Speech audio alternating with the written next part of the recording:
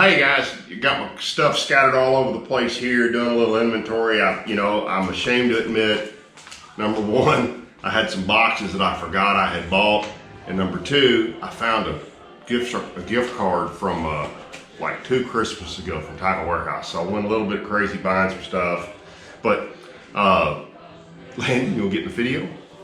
You guys hadn't seen Landon in a long time. There's my Landon, man. He's getting big. He just turned 2. He's an awesome dude. Anyway, I wanted to give a shout out, and I should have done this, guys, 2 months ago, because I've had these for a long time. But there's a guy named Kyle Swearingen in East Texas. He's in Lumberton, where he is. And he's got a bait company. I say that. He's a custom lure painter, and he does some beautiful work.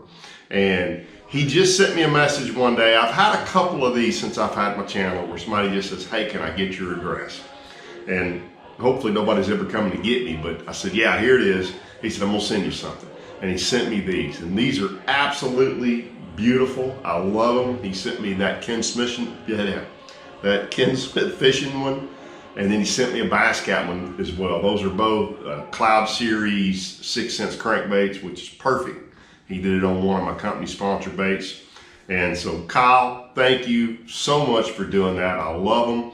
They're actually displayed on that little display you just saw right there in my office.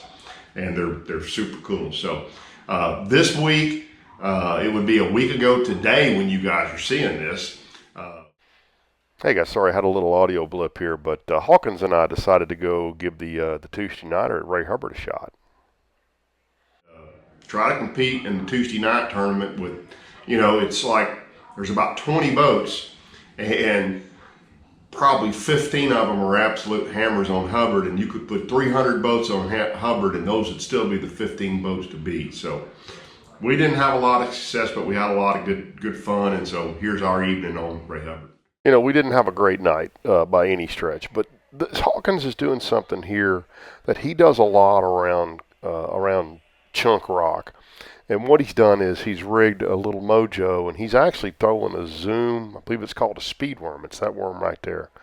And what he does is he just reels it real slow over the tops of the rock. Now, I know nobody's out there trying to catch those, but it's really surprising the number of bites he gets, and he catches some good ones on it too.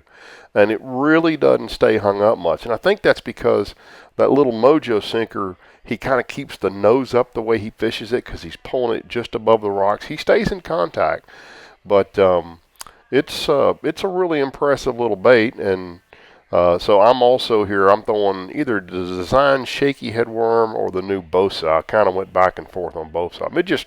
It was just a tough night on us. But and actually, frighteningly, the high point of the night comes right here.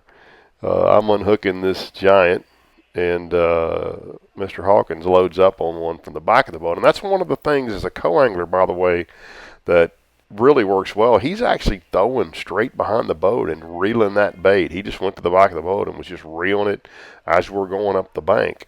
And he caught a bunch of fish. And again, they're all little fish, which, sometimes that happens. We didn't land on any size fish, but it's a highly effective bait, and it's a really effective bait from the back of the boat. So we'll see. I think I've got an audio you can almost hear here. Yeah, okay, so you can. For some reason, that back camera picks up a lot more wind noise than that front camera, probably because it's sticking 3 or 4 feet up out of the water. But yeah, you're on your own there, Hawkins.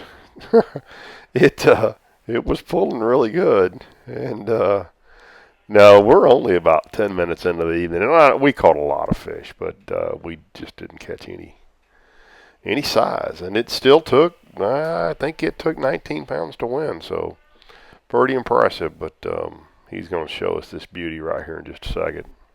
And if you fish with me and you catch a big old trash fish, it's going to get shown off.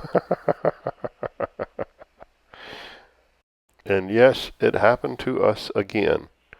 We're fishing along. Now, this time we're not sitting still. We're fishing up the bank. And we have another close call at 1.5 miles per hour here.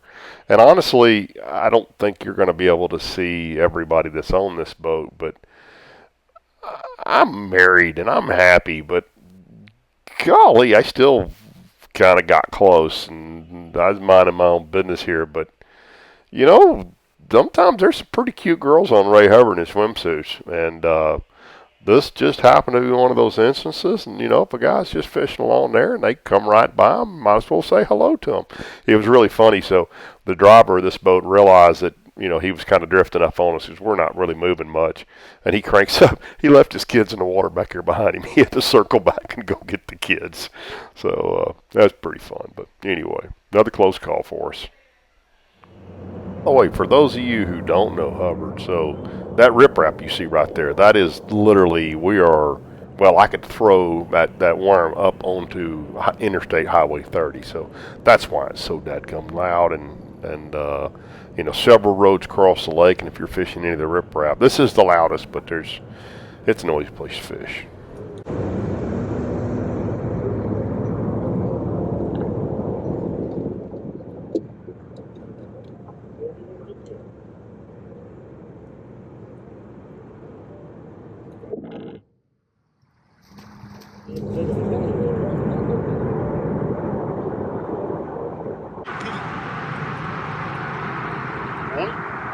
That's lucky, boy. Should. That net was.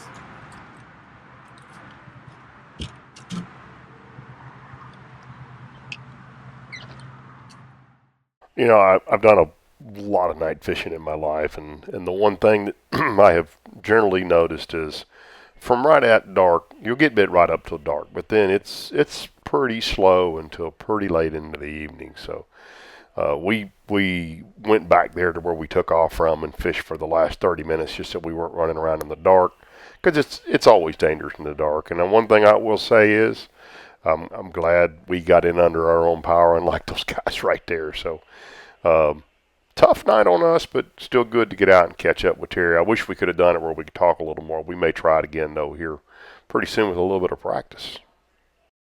Hey guys, before I go to the close, a couple of notes here. You know, I'm always checking those clearance items. Tackle Warehouse, Strike King, Perfect Gurgle Toad on sale, about 25% off. The new Bosa Shaky Head Worm I mentioned earlier is now available at 6 cents.